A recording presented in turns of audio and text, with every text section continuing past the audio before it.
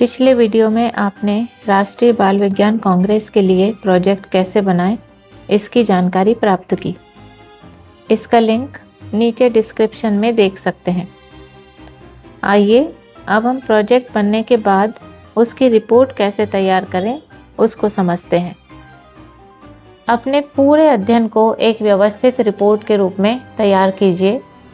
Report में इन point को शामिल करना चाहिए, जैसे प्रोजेक्ट का शीर्षक, बाल वैज्ञानिकों और मार्गदर्शक शिक्षक का विवरण, मुख्य विषय और उपविषय, सारांश, भूमिका और समस्या का परिचय,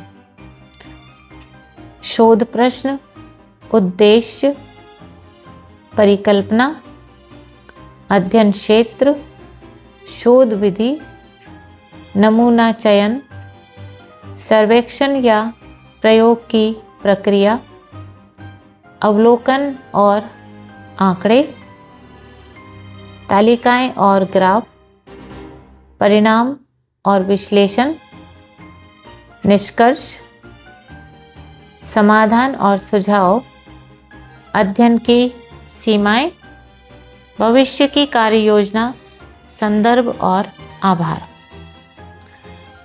ये रिपोर्ट सरल, स्पष्ट, वैज्ञानिक और प्रमाण आधारित होनी चाहिए। रिपोर्ट तैयार होने के पश्चात अब प्रस्तुतिकरण की तैयारी करें। प्रोजेक्ट पूरा हो चुका है। अब उसके बाद में हमें मौखिक और पोस्टर प्रस्तुति की तैयारी करना है। प्रस्तुति में क्रम से बताएं हमने यह विषय क्यों चुना, हमारी समस्या क्या थी, हमने कौन सी वैज्ञानिक विधि अपनाई, हमने कौन कौन से आंकड़े प्राप्त किए, हमारी सबसे महत्वपूर्ण खोज क्या रही, हमने क्या समाधान विकसित किया, समाधान से क्या परिवर्तन आया और आगे क्या क्या किया जा सकता है। प्रस्तुति को याद करके बोलने के बजाय विषय को अच्छी तरह समझकर अपने शब्दों में प्रस्तुत करें। प्रोजेक्ट बनाते समय इन बातों से थोड़ा सा बचना चाहिए, जैसे कुछ गलतियां हमसे होती हैं प्रोजेक्ट बनाते समय, तो उस समय इन गलतियों से हमें बचना चाहिए।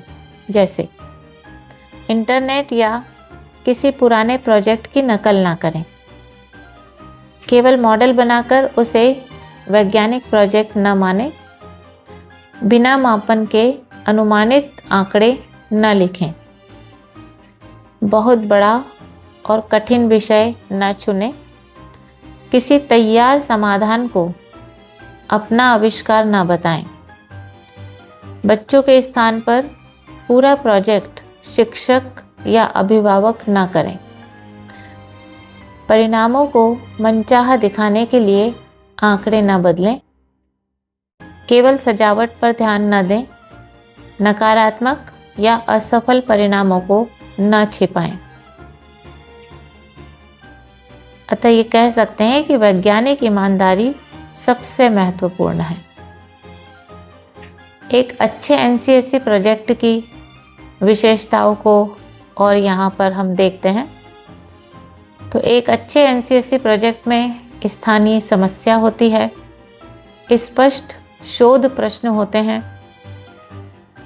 बच्चों की सक्रिय भागीदारी होती है, मौलिक विचार होता है, वैज्ञानिक विधि अपनाई जाती है, वास्तविक आंकड़े एकत्र किए जाते हैं, प्रयोग या समाधान का परीक्षण किया जाता है, परिणाम प्रमाण आधारित होते हैं, समुदाय की भागीदारी होती है और भविष्य की कार्य योजना होती है। तो कुल मिलाकर हम कह सकते हैं कि आप ये याद रखिए कि राष्ट्रीय बाल विज्ञान कांग्रेस केवल प्रतियोगिता नहीं है, ये अपने आसपास की समस्याओं को वैज्ञानिक दृष्टि से देखने, प्रश्न पूछने और समाधान खोजने की प्रक्रिया है। आपके आसपास की एक छोटी सी समस्या आपके वैज्ञानिक प्रोजेक्ट की शुरुआत बन सकती है। इसलिए समस्या को पहचानिए, वैज्ञानिक तरीके से जांचिए, आंकड़ों से समझिए और नवाचार से समाधान खोजिए, क्योंकि हर बच्चे में छिपा है एक बाल वैज्ञानिक। स्थानीय समस्या का बने जो समाधान वैज्ञानिक, तो सोच वैज्ञानिक होगी और समाधान स्थानीय होगा। धन्यवाद।